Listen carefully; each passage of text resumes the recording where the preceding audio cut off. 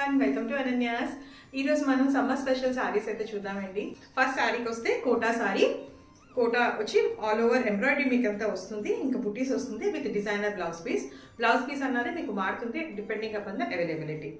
Next sari వచ్చి కోటా సారీ. ఇలాంటి సారీ మనం ఆల్రెడీ మేఘనా గారు మన గురించి స్టైల్ చేశారు.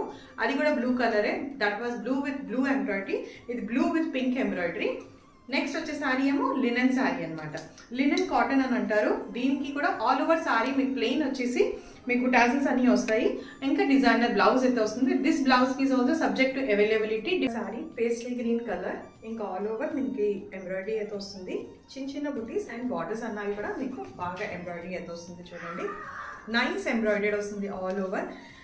క్రూషియా ఎంబ్రాయిడరీ అని చెప్పొచ్చు వీటికి.